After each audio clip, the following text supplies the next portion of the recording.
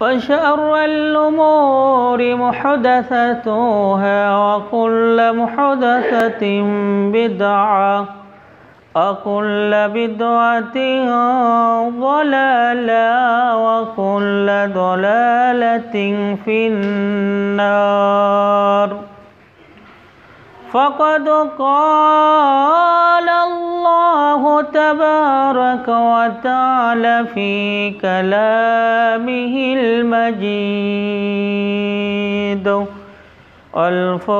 والفرقانه الحميد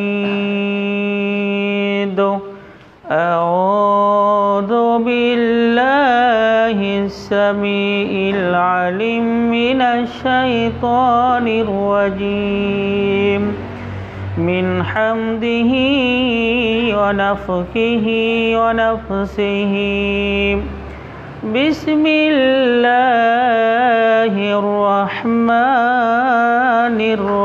الرحيم إن الصلاة تنهى عن الفحشاء والمنكر عن أبي هريرة رضي الله تعالى عنه قال قال رسول الله صلى الله عليه وسلم ثلاثة لا يكلمهم الله يوم القيامة ولا يزكيهم ولا ينظر إليهم ولا هم عذاب أليم عالم شيخ مالك كذاب عيل مستكبر رواه مسلم.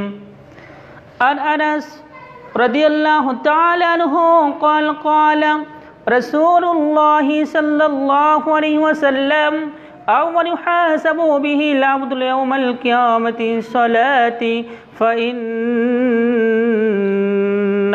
صلحت صلح سائر أعماله وإن فسد فسد سائر أعماله رواه حديث صحيح. আলহামদুলিল্লাহ, সমস্ত প্রশংসা মহান আল্লাহ রব্বুল আলামিনের দরবারে লাখ কোটি শুকরিয়া জ্ঞাপন করছি যে মহান রব্বুল আলামিন আমাদেরকে প্রত্যেক জুমার ন্যায় এই আজকেও এই পবিত্র জুমার দিনে আসার জন্য তৌফিক দান করেছেন। এই জন্য আমরা সকলেই মহান আল্লাহ রব্বুল আলামিনের শুকরিয়া আদায় করি। সকলে বলুন আলহামদুলিল্লাহ। সম্মানিত মসজিদের মুসল্লি, প্রশংসা আল্লাহ তাআলার জন্য, দরুদ ও শান্তি বর্ষিত হোক প্রিয় নবী হযরত মুহাম্মদ সাল্লাল্লাহু আলাইহি ওয়াসাল্লামের উপর। আজকে জুমার খুতবার সংক্ষিপ্ত আলোচনা বিষয় হচ্ছে সালাত পরিত্যাগকারীর পরিণতি। আরেকটি সংক্ষিপ্তভাবে আলোচনা হবে যারা সালাত আদায় করে না তাদের জানাজা পড়া যাবে কি, এই বিষয় সম্পর্কে একটি তত্ত্ববহল বিবরণী চেষ্টা করব ইনশাআল্লাহ ফলাজিজ। আজকে যে বিষয় আলোচনা করব এই আলোচনার মধ্যে দুইটি দল তৈরি হবে। একটি দল হবে এই আলোচনার পক্ষে, আরেকটি দল হবে এই আলোচনার বিপক্ষে। কারণ যেখানে পবিত্র কোরআন এবং সহিহ হাদিসের আলোচনা হয় সেখানে দুইটি দল তৈরি হয়। আমাদেরকে মুখে দাবি করা প্রয়োজন নেই আজকে আমাদের এই আলোচনাটা ভালো লাগছে, আমাদেরকে মুখে দাবি করা প্রয়োজন নেই আজকে আমার কাছে আলোচনা ভালো লাগেনি। আমরা যদি সত্যিকারে যদি পরহেজগার হই, তাকওয়া হই, মুমিন হই, তাহলে আমরা পবিত্র কোরআন এবং সহিহ হাদিসটা আমরা গ্রহণ করব।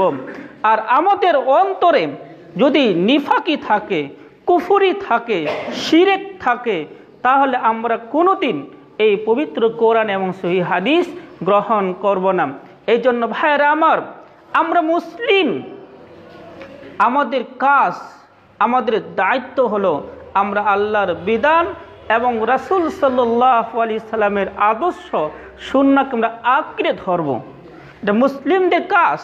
কিন্তু আমরা মুসলমানেরা আমরা এই আল্লাহর বিধান এবং রাসূল সাল্লাল্লাহু আলাইহি সাল্লামের আদর্শ আমরা গ্রহণ করতে পারিনি। আজকে আমাদের মুসলিমদের মধ্যে অনেক বিভক্ত হয়ে গেছে যে আল্লাহ রাব্বুল আলামিন আমাদেরকে সৃষ্টি করেছেন, যে আল্লাহ রব্বুল আলামিন আমাদেরকে রিজিক দেন, যে আল্লাহ রব্বুল আলামিন আমাদেরকে পৃথিবীতে পাঠিয়েছেন একমাত্র তার ইবাদতের জন্য। আর ইবাদতের সবচেয়ে বড় ইবাদত হলো সালাত, নামাজ। এখানে সালাত এবং নামাজের মধ্যে অনেক পার্থক্য আছে, কিন্তু আজকে ও বিষয়ে যাব না, কিন্তু কিছু সংক্ষিপ্তভাবে বলছি শুনুন। সালাত একটা জিনিস, নামাজ হলো আরেকটা জিনিস। সালাত এবং নামাজ দুইটা অনেক পার্থক্য আছে, কারণ সালাত হলো আল্লাহর কাছে প্রার্থনা করা, দোয়া করা, চাওয়া, আর নামাজ হলো উপাসনা করা, পূজা করা। কিন্তু মুসলিমরা সালাত আদায় করে, কিন্তু মুসলিমরা নামাজ পড়ে না। কিন্তু আমাদের সমাজের সালাতকে আমরা নামাজ পড়ি, নামাজকে আমরা সালাত বলি, এটা আমাদের সমাজ একটা প্রচলন হয়ে গেছে। কিন্তু দুই অর্থের দিকে চলে যায়। কিন্তু যেখানে আল্লাহ বলেছেন সালাত, আল্লাহর রাসূল সাল্লাল্লাহু আলাইহি ওয়াসাল্লাম বলেছেন সালাত, আমি ইনশাআল্লাহ সালাত বলাই চেষ্টা করব। আপনারা অনেকে বুঝে নেবেন, অনেকে আবার সালাত অর্থ বোঝে না। সালাত অর্থ প্রার্থনা করা, দোয়া করা, চাওয়া, এবং আমরা যারা নিয়মিত জানি সালাত অর্থ নামাজ, কিন্তু আমি সবসময় সালাতই বলবো। শুনুন, জান্নাত পাওয়ার সবচেয়ে বড় মাধ্যম হচ্ছে সালাত। সালাতের মাধ্যমে আমাকে জান্নাতে যেতে হবে, সালাতের মাধ্যমে আমাকে জান্নাতে যেতে হবে। যার সালাত ঠিক থাকবে না, যিনি সালাত পড়বে না, যিনি সালাত আদায় করবে না, সে কোনোদিন জান্নাত পাবে না। কারণ রাসূল সাল্লাল্লাহু আলাইহি ওয়াসাল্লাম বলেছেন, হাদিসটা পাবেন সিলসিলা আহাদিস সহিহা, এটা গ্রন্থ আছে নাসরুদ্দিন আলবানীর, সে হাদিসের মধ্যে রয়েছে। আনাস রাদিয়াল্লাহু তাআলা হতে বর্ণিত, তিনি বলেন রাসূল সাল্লাল্লাহু আলাইহি ওয়াসাল্লাম বলেছেন, আউয়ালু ইউহাসাবু বিহিল আবদু ইয়াউমাল কিয়ামাতিন সালাত, কিয়ামতের মাঠে সর্বপ্রথম হিসাব নেওয়া হবে সালাতের, সর্বপ্রথম হিসাব নেওয়া হবে সালাতের।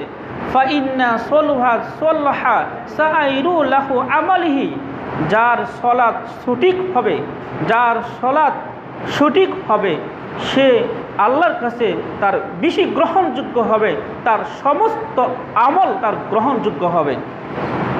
ওয়া ইন্না ফাসাদা ফাসাদা সাইরু আমালিহি, যার সালাত কবুল হবে না, যার সালাত আল্লাহর কাছে গ্রহণযোগ্য হবে না, তার সমস্ত আমল বাতিল হয়ে যাবে, তার কিছুই থাকবে না।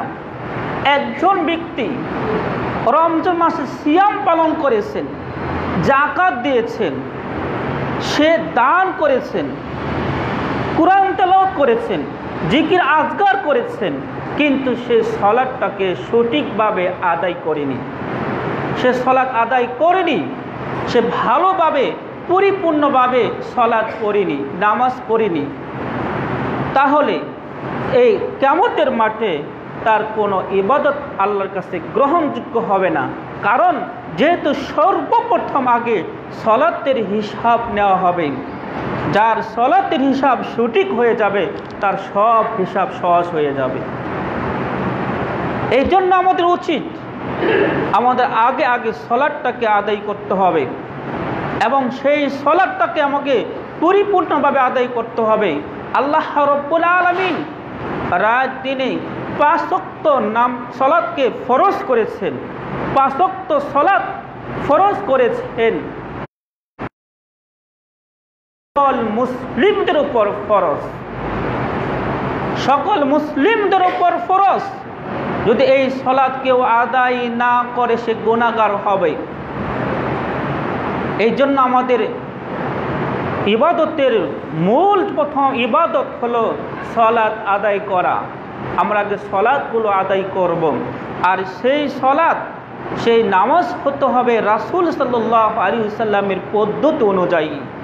রাসূল সাল্লাল্লাহু আলাইহি ওয়াসাল্লাম যেভাবে সালাত আদায় করেছেন, আমাদেরকে ওইভাবেই সালাত আদায় করতে হবে। শুনুন, রাসূল সাল্লাল্লাহু আলাইহি ওয়াসাল্লাম সালাতকে 3 ভাগে বিভক্ত করেছেন। ভাবে বিভক্ত করেছেন। আবু হুরায়রা রাদিয়াল্লাহু তাআলা আনহু হতে বর্ণিত, তিনি বলেন রাসূল সাল্লাল্লাহু আলাইহি ওয়াসাল্লাম বলেছেন, আস-সালাতু সালাসাতুন, সালাত হলো তিন ভাবে বিভক্ত। আসলা ইস্তুহুরি, প্রথম ভাগ হলো পবিত্রতা, পবিত্র হতে হবে। আপনি যে করবেন, আপনি যে পোশাক পরে সালাত আদায় করবেন, সেই পোশাকটা হতে হবে পবিত্র, সেই পোশাকটা হতে হবে বৈধ।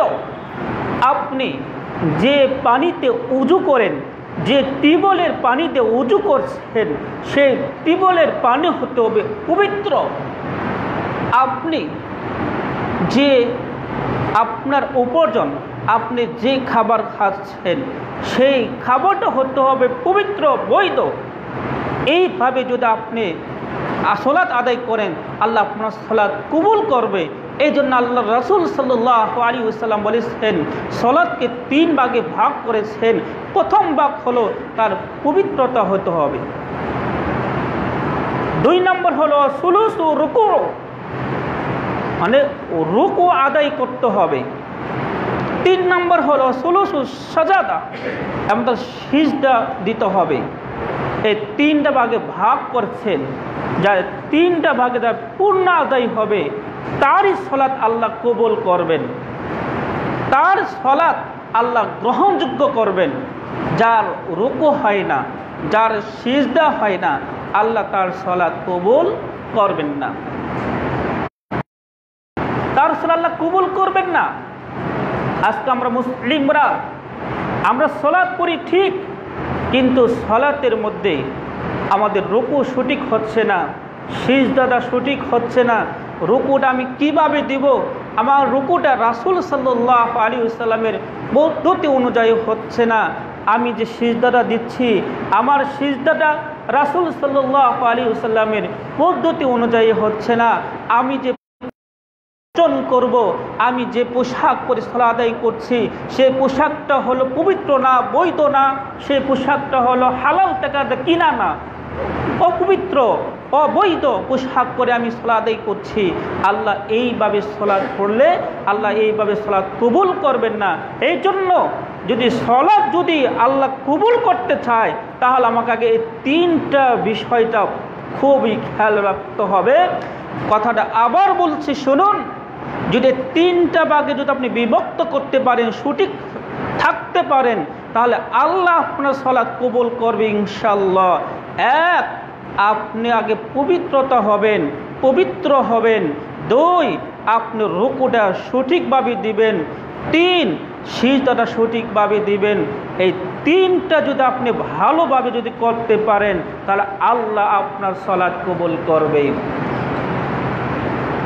যে আল্লাহ রাব্বুল আলামিন বলেছেন সূরা আনকাবুতের ৪৫ নম্বর আয়াতে আল্লাহ রাব্বুল আলামিন বলেছেন, ইন্না সালাতা তানহা আনিল ফাহশাই ওয়াল মুনকার, নিশ্চয়ই সালাত অশ্লীল অন্যায় কাজ থেকে বিরত রাখে। এই কথাটা কার? এই কথাটা হলো আল্লাহ রাব্বুল আলামিনের। যে আল্লাহ রাব্বুল আলামিন বলছেন নিশ্চয়ই সালাত, নিশ্চয়ই সালাত অন্যায় অশ্লীল কাজ থেকে বিরত রাখে।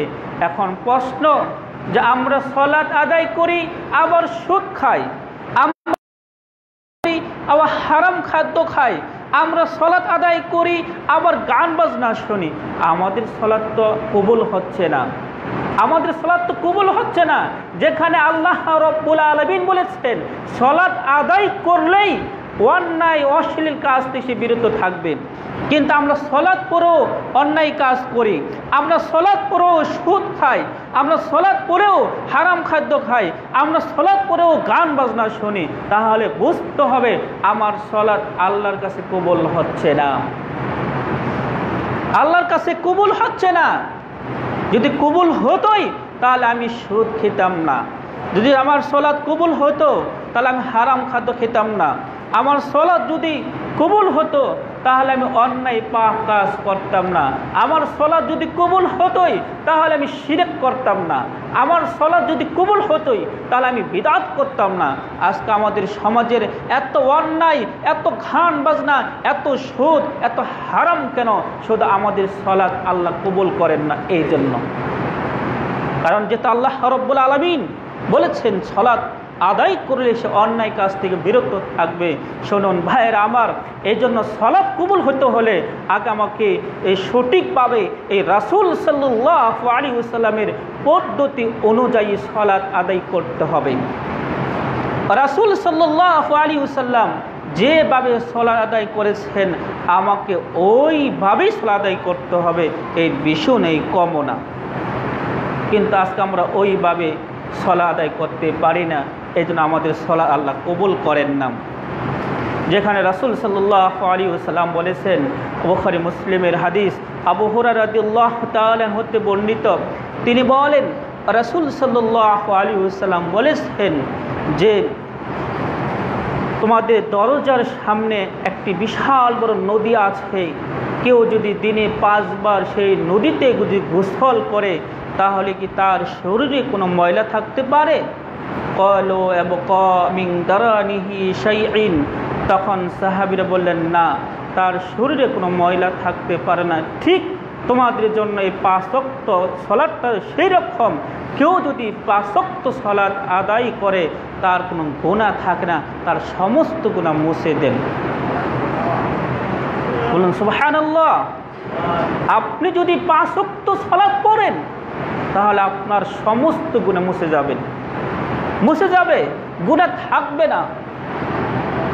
যেখানে রাসূল সাল্লাল্লাহু আলাইহি ওয়াসাল্লাম বলেছেন, হাদিসটা পাবেন সিলসিলা হাদিস সহিহা, সালমান ফারসি রাদিয়াল্লাহু তাআলা হতে বর্ণিত, তিনি বলেন রাসূল সাল্লাল্লাহু আলাইহি ওয়াসাল্লাম বলেছেন, ইন্নাল মুসলিমুন তুসাল্লি, যখন মুসলমানের যখন সালাতে দাঁড়ায়, মারফুআতু আলা রাসিহি, তখন তার মাথা উপরে গুনাহ থাকে,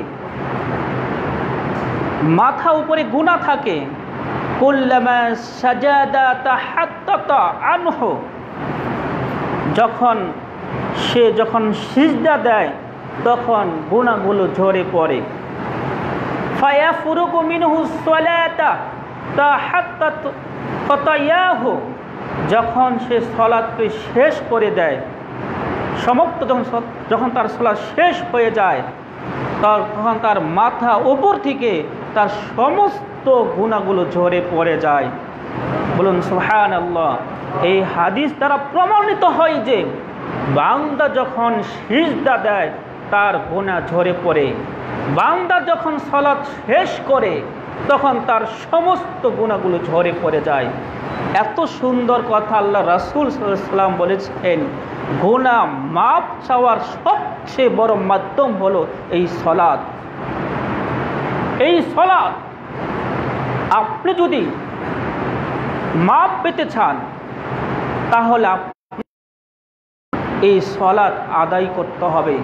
সালাতের মাধ্যমে আপনি আল্লাহর কাছে ক্ষমা চাবেন, মাফ চাবেন, আল্লাহ আপনাকে ক্ষমা করে দিবেন। সালাতের মধ্যে দোয়া কবুল হয়। এই জন্য সালাত শব্দের অর্থ হলো প্রার্থনা করা, সালাত শব্দের অর্থ হলো দোয়া, সালাত শব্দটা আল্লাহর কাছে চাওয়া। আপনি সালাতের মাধ্যমে আল্লাহর কাছে চান। ও লক্ষ্য যে আমি আপনাদের সামনে বুখারী মুসলিম একটা হাদিস পেশ করছি, শুনুন। সালাতের মধ্যে আপনি আল্লাহর কাছে চাবেন, কিভাবে চাবেন? রুকু এবং সিজদার মধ্যে আপনি আল্লাহর কাছে চান। রুকু সিজদা দোয়া করার পরে হাদিসের ভাষায় যত দোয়া আছে আপনি আল্লাহর কাছে চান। আমরা অনেকে রুকু এবং সিজদাতে দোয়া পড়ি, সুবহানা রাব্বিয়াল আলা, সুবহানা রাব্বিয়াল আযীম, এবং অনেক দোয়া আছে সুবহানাকা আল্লাহুম্মা ওয়া রাব্বানা ওয়া বিহামদিকা আল্লাহুম্মা ইগফিরলি। আরও দোয়া আছে, রুকু সিজদা দোয়া আছে, আল্লাহুম্মা ইগফিরলি জানবি কুল্লাহু দিক্কাহু জিল্লাহু আওয়ালাহু আখিরাহু ওয়ালা নিয়াতাহু ওয়া সিররাহু। এগুলো হলো রুকু সিজদার দোয়া। এগুলো দোয়ার পড়ার পরে আপনি হাদিসের ভাষায় যত দোয়া আছে আপনার আল্লাহর কাছে চান, রুকুতে চান, সিজদাতে চান, আল্লাহ এটা কবুল করবে। আপনি যখন তাশাহুদ পড়বেন, যখন আপনি আত্তাহিয়াতু পড়েন, দুরূদ ইব্রাহিম পড়েন, দোয়া মাসুরা পড়েন, তখন আপনি এগুলো পড়ার পরে আত্তাহিয়াতু, দুরূদ ইব্রাহিম, দোয়া মাসুরা পড়ার পরে যত হাদিসের ভাষায় দোয়া আছে, যত কোরআনের ভাষায় দোয়া আছে, আপনি আল্লাহর কাছে চান। আপনার পিতামাতার জন্য আপনি দোয়া করুন, সালাতের মধ্যে দোয়া করুন, রব্বির হামহুমা কামা রব্বায়ানি সগীরা, এগুলো আপনি 100 বার করুন। যেখানে আল্লাহ সালাতের মাধ্যমে চাইতে বলছে আপনি চান, আর সালাত আদায় করলে গুনাহ ক্ষমা হয়, গুনাহ মুছে যায়। এই জন্য আমাদের উচিত সবাই আমরা সালাত আদায় করব, সালাতকে অস্বীকার করব না, সালাতকে অবহেলা করব না, সকলকেই সালাত আদায় করতেই হবে। আপনি অসুস্থ, আপনার রমজান মাসে সিয়াম রাখতে পারছেন না, আপনি পরবর্তীতে রাখতে পারবেন। সিয়াম ছাড় আছে, কিন্তু আপনি যতই অসুস্থ থাকুন না কেন, কিন্তু আপনার সালাত মাফ নেই, নামাজ মাফ নেই, সালাত আদায় করতেই হবে। আপনি অসুস্থ, আপনি দাঁড়িয়ে সালাত আদায় করতে পারেন না, বসে সালাত আদায় করবেন। বসে সালাত আদায় করতে পারছেন না, শুয়ে সালাত আদায় করবেন। শুয়ে সালাত আদায় করতে পারছেন না, ইশারার মাধ্যমে হলো আপনাকে সালাত পড়তে হবে, কিন্তু সালাত মাফ নেই, সালাত আদায় করতেই হবে। কিন্তু আমরা মুসলমানেরা আমরা এই সালাতগুলো আদায় করি না, আমরা অলসতা করি। শুনুন ভাইয়েরা আমার, 3 শ্রেণীর মানুষের জানাজা পড়া ঠিক নয়। 3 শ্রেণীর মানুষের জানাজা পড়ার ঠিক নয়। 1, যারা শিরক করে, যারা মুশরিক, মুশরিকের জানাজা পড়া যাবে না। 2, মুনাফিকের জানাজা পড়া যাবে না। 3, যারা বেনামাজি, তাদেরও জানাজা পড়া যায় না। উল্লেখ্য যে তাহলে বেনামাজি তো মুসলিম, তারা কি করবে? তারা কি জানাজা পড়বে না? হ্যাঁ, তারাও জানাজা তাদের পড়া যাবে। কারা পড়বে? কোন ধরনের লোকেরা পড়বে? যে মুশরিকের জানাজা মুশরিকরাই পড়বে, মুনাফিকের জানাজা মুনাফিকরাই পড়বে, বেনামাজিদের জানাজা বেনামাজিরাই পড়বে, মুমিনদের জানাজা মুমিনরাই পড়বে। এটাই হাদিস। কিন্তু বেনামাজিদের জানাজা মুমিন পড়তে পারবে না, মুনাফিকের জানাজা মুমিন পড়তে পারবে না, মুশরিকের জানাজা মুমিন পড়তে পারবে না।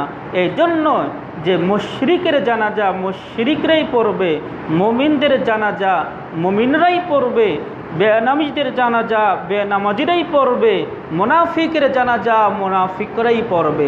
আজকে আমাদের সমাজে, আমাদের দেশের মধ্যে দেখা যাচ্ছে অসংখ্য বেনামাজিদের জানাজা হচ্ছে। এদের উচিত হলো যারা বেনামাজি তারাই তার জানাজা পড়বে, তারা তাকে লাশটাকে দাফন করবে। কিন্তু আমরা কি করি? লাশটাকে দাফন করি, তার কবরে দাঁড়িয়ে বলি বিসমিল্লাহি আলা মিল্লাতি রাসূলিল্লাহ, হে আল্লাহ এই ব্যক্তি রাসূলের দলের অন্তর্ভুক্ত ছিল। আমি প্রশ্ন করতে চাই, যদি একজন ব্যক্তি জীবনে কোনোদিন সালাত পড়েনি, সে কোনোদিন রাসূলের দলের অন্তর্ভুক্ত ছিল না, আপনি কেন তার কবরের সামনে দাঁড়িয়ে মিথ্যা সাক্ষী দিচ্ছেন আর বলছেন বিসমিল্লাহি আলা মিল্লাতি রাসূলিল্লাহ, হে আল্লাহ এই ব্যক্তি রাসূলের দলে অন্তর্ভুক্ত ছিল? এই তো রাসূলের দলে অন্তর্ভুক্ত ছিল না, সে তো সালাতই পড়েনি, সে সবসময় রাসূলের বিরোধিতা করেছে, সে সবসময় কোরআনের বিরোধিতা করেছে। আপনি কেন তার কবরের সামনে দাঁড়িয়ে মিথ্যা সাক্ষী দিলেন?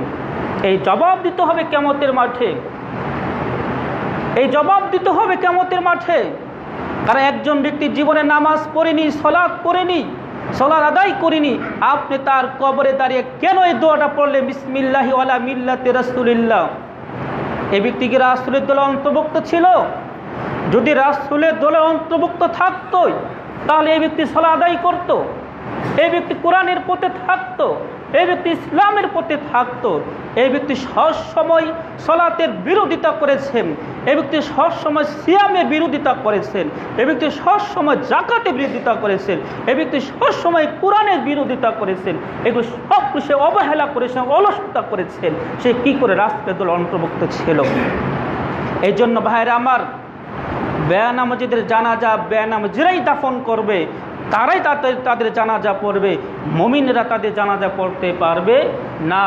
কিন্তু আমাদের দেশের বেনামাজি মুমিন সবাই একত্রে তাদের জানাজা পড়া হয়, এটা ঠিক নয়। অনেকের কাছে কষ্ট লাগতে পারে। শুনুন, যে আল্লাহ রব্বুল আলামিন আমাকে সৃষ্টি করেছেন, যে আল্লাহ রব্বুল আলামিনের বিধান হলো সালাত আদায় করা, সালাতটা হলো ফরজ, সকল মুসলিমদের উপর ফরজ, সালাত আদায় করতেই হবে। কিন্তু আমরা সালাত আদায় করি না। আজকে যদি মসজিদের ইমাম যদি বেনামাজিদের জানাজা যদি না পড়ায়, তাহলে ইমামের বিরুদ্ধে আন্দোলন করেন, ইমামের বিরুদ্ধে সমালোচনা করেন, অমুক আলেমের বিরুদ্ধে সমালোচনা করেন। মনে রাখবেন, যে সমস্ত আলেমরা হক কথা বলেন, যে সমস্ত আলেমরা পবিত্র কোরআন এবং সহিহ হাদিস, আর তাদের বিরুদ্ধে যারাই সমালোচনা করে, যারাই তারা কটূক্তি করবে, মনে রাখবেন সে ওই আলেমের বিরোধিতা করে না, সে আলেমের সমালোচনা করে না, সে সমালোচনা করে আল্লাহর রাসূলের। কারণ কথাটা আল্লাহর রাসূল সাল্লাল্লাহু আলাইহি ওয়াসাল্লাম, কারণ সে আলেমের কথা নয়, এটা রাসূলের কথা। সুতরাং যারা করবে, বিরোধিতা করে, সমালোচনা করে, তারা ওই আলেমের সমালোচনা করে না, তারা রাসূল সাল্লাল্লাহু আলাইহি ওয়াসাল্লামকে সমালোচনা করেন। শুনুন ভাইরা আমার, এই জন্য আমাদের উচিত আমরা ৫ ওয়াক্ত সালাতগুলো আদায় করব। সেই সালাতটা হতে হবে রাসূল সাল্লাল্লাহু আলাইহি ওয়াসাল্লামের পদ্ধতি অনুযায়ী। যদি আপনি সালাত আদায় করেন আর আল্লাহ এই সালাত যদি কবুল করেন, তাহলে আপনার সমস্ত আমল আল্লাহ কবুল করবেন।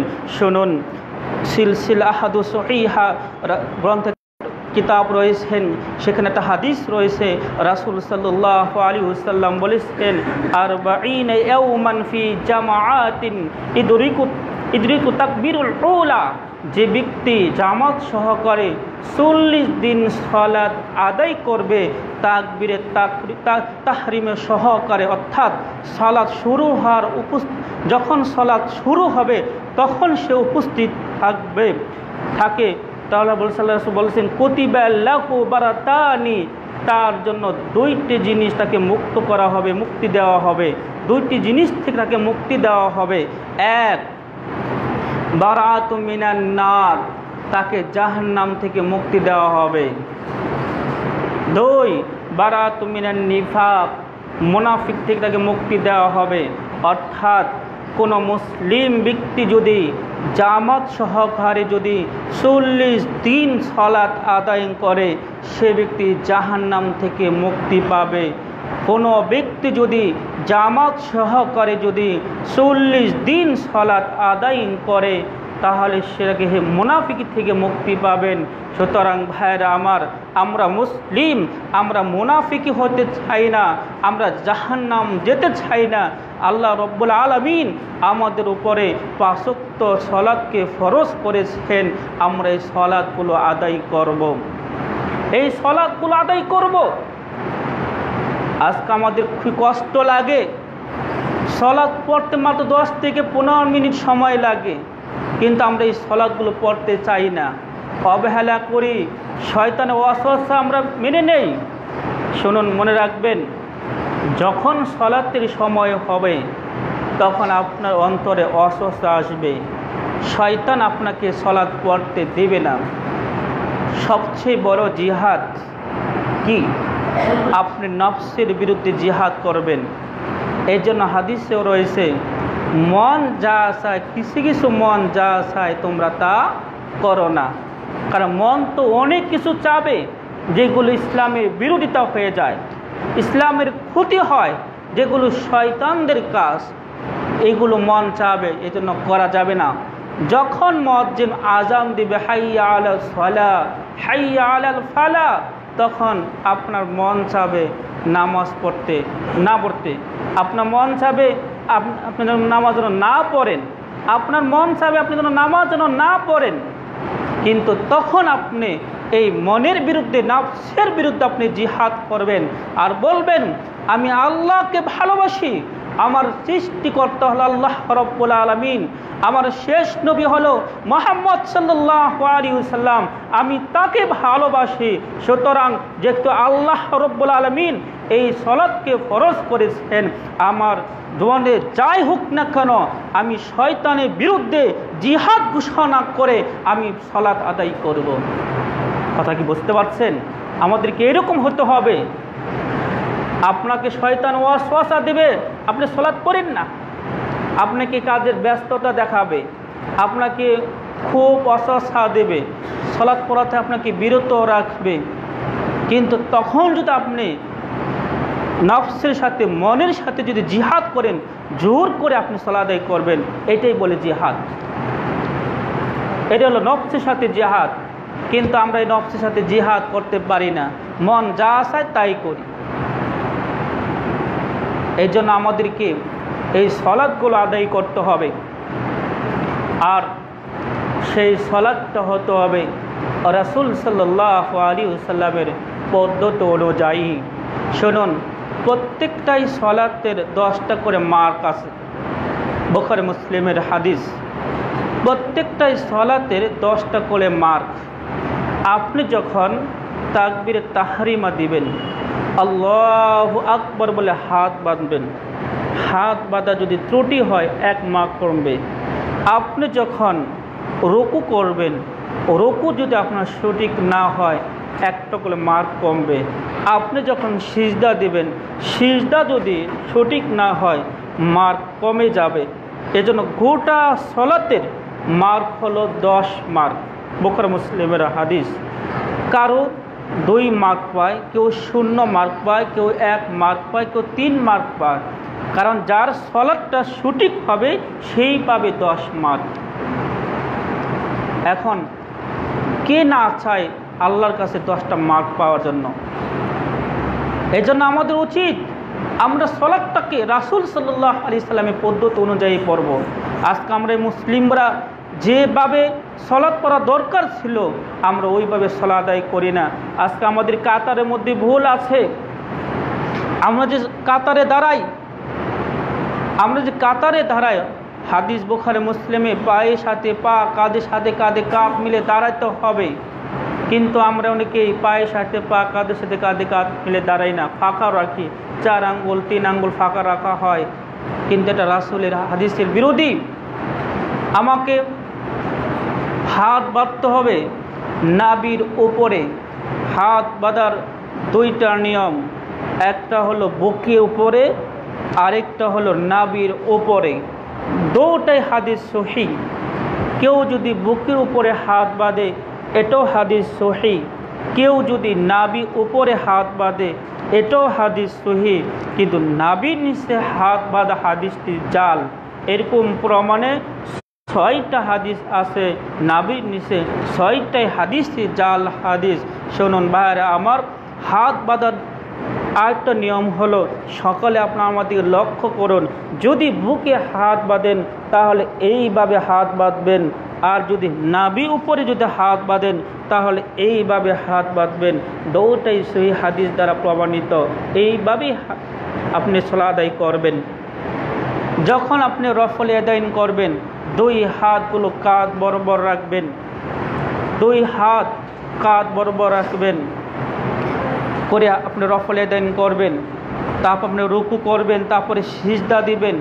সিজদাটা যেন এই হাতগুলো নিচু না থাকে, হাতগুলো উঁচু হবে, যেন ভিতরে যেন ছাগলে বাসা যেন যেতে পারে। আমাদের দেশের অনেক মানুষ আছে সিজদা দেওয়ার সময় একেবারে হাত নিচে নামায়, তাদের সালাত হবে না। আমি আপনাদের এই এলাকাতে এখন দেখেছি, অর্থাৎ যখন আমি মসজিদে প্রবেশ করি তখনই দেখি একজনের সালাতে দাঁড়াচ্ছে, দিকে তাকাচ্ছে। বাস্তব কথা, সালাতে যখন দাঁড়াচ্ছে আমি তখন প্রবেশ করি, তখন দেখছি এই দিকে সেই দিকে তাকাতেছেন দাঁড়া অবস্থায়। এইভাবে সালাত আদায় করলে রাসূল সাল্লাল্লাহু আলাইহি ওয়াসাল্লামকে হায়াত উচ্চ করা হবে, উপেক্ষা করা হবে। এইভাবে সালাত আদায় করলে আল্লাহ রাসূল সাল্লাল্লাহু আলাইহি ওয়াসাল্লামকে অপমান করা হবে। সুতরাং যখন সালাত আদায় করবেন আপনারা এই দিকে সেই দিকে তাকাবেন না। যদি তাকান তাহলে আপনারা গুনাহগার হবেন, যদি তাকান তাহলে গুনাহগার হবেন। আমরা মুসলিম, আমরা এখন পর্যন্ত এই সালাতটাকে সঠিকভাবে শিখতে পারিনি। কিভাবে হাত বাঁধতে হয়, কিভাবে দাঁড়াতে হয়, এখন পর্যন্ত আমরা শিখতে পারিনি। খুব কষ্ট লাগে। আমার 70 বছর বয়স হয়েছে, 60 বছর বয়স হয়ে গেছে, আমি এখন পর্যন্তই আমি আমার কাতারটাকে সোজা করতে পারিনি। কেন এরকম হয় কেন? কারণ একটাই, এই ব্যাপার আমার শিক্ষা নাই, জ্ঞান নাই। এই জন্য সালাতের প্রশিক্ষণ থাকা দরকার।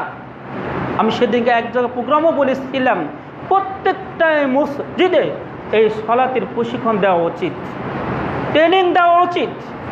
কিভাবে হাত বাড়তে হবে, কিভাবে দাঁড়াতে হবে, কিভাবে রুকু করতে হবে, কিভাবে সিজদা দিতে হবে, আমাদের ট্রেনিং দেওয়া উচিত, প্রশিক্ষণ দেওয়া উচিত। কিন্তু আমরা কেউ শিখতে চাই না, আমাদের আগ্রহী নেই। কিন্তু এটা দেওয়া উচিত, কারণ আপনার সালাতটা হতে হবে রাসূল সাল্লাল্লাহু আলাইহি ওয়াসাল্লামের পদ্ধতি অনুযায়ী। কিন্তু আমরা তো এই রাসূল সাল্লাল্লাহু আলাইহি ওয়াসাল্লামের পদ্ধতি অনুযায়ী সালাত পড়ি না। উল্লেখ্য যে সহিহ বুখারী এবং মুসলিমের হাদিস, যখন আপনারা সালাত আদায় করবেন হাতা জামাগুলো গুটিয়ে সালাত আদায় করবেন না, হাতা জামাগুলো গুটিয়ে সালাত আদায় করবেন না। আমরা অনেকেই এই হাতা জামাগুলো গুটিয়ে সালাত আদায় করি, এইভাবে গুছিয়ে তারপরে আমরা সালাতে দাঁড়াই। এটা হাদিসে নিষেধ আছে। আপনি যখন দাঁড়াচ্ছেন আল্লাহর সামনে দাঁড়াচ্ছেন, এটা আল্লাহর সামনে দাঁড়াতে হলে মার্জিতভাবে দাঁড়াতে হয়। আপনি হাতে জামাগুলো গুটিয়ে সালাত আদায় করবেন না। আমরা অনেকেই করি, এটা অনেক জায়গায় আছে। বাংলাদেশে অনেক আল হাদিস মসজিদের এই জিনিসটা আছে, যারা সালাত করে হাতা জামাগুলো গুটিয়ে সালাত আদায় করে। এটা হাদিসে নিষেধ আছে, দলিল পাবেন সহিহ বুখারী 812 নম্বর হাদিস, তাও পাবলিকেশন থেকে এই আপনার ছাপায় এই হাদিসের গ্রন্থে কিতাব পাবেন, সহিহ বুখারী 812 নম্বর হাদিস। সুতরাং আপনারা গুটিয়ে সালাত আদায় করবেন না, হাতা জামাগুলো খুলে তারপরে সালাত আদায় করবেন। যেহেতু আল্লাহর সামনে দাঁড়াচ্ছে মার্জিতভাবে দাঁড়াইতে হবে, মার্জিতভাবে দাঁড়াইতে হবে। কিন্তু আমরা এই সালাতের ক্ষেত্রে অলসতা করি, সালাতের ক্ষেত্রে আমরা অলসতা করি, এই জন্য আমাদের সালাত আল্লাহ কবুল করেন না, এই জন্য আমাদের সালাত আল্লাহ কবুল করেন না। এই জন্য ভাইরা আমার, যে কথা বলতে চাই, আল্লাহ রাব্বুল আলামিন আমাদের প্রভু, আমাদের সৃষ্টিকর্তা, প্রত্যেক মুসলিমদের ওপর এই 5 ওয়াক্ত সালাত হলো ফরজ। সকলেই সালাত আদায় করবেন। শুনুন, যারা এই আলোচনা শোনার পরেও যারা সালাত পড়ে না, তাদের হুঁশ আসে না, বুঝতে হবে যে তারা মুমিন নয়, তারা তাকওয়া নয়। আজকে আমরা 5 ওয়াক্ত সালাত আদায় করব, কারণ জান্নাত পাওয়ার সবচেয়ে বড় মাধ্যম হলো সালাত। আপনি যদি জান্নাতে যেতে চান তাহলে আগে সালাত আদায় করতেই হবে। উল্লেখ্য যে আমাদের দেশের অনেক মুসলমান আছে, কয়েকদিন সালাত পড়ে আবার সালাত ছেড়ে দেয়, পরিত্যাগ করে। এরকম অনেকে আছে, অনেকে আছে 5 ওয়াক্ত সালাতের মধ্যে 2 ওয়াক্ত পড়ে, 3 ওয়াক্ত পড়ে না। অনেকে আছে শুধু শুক্রবার একদিন পড়ে না।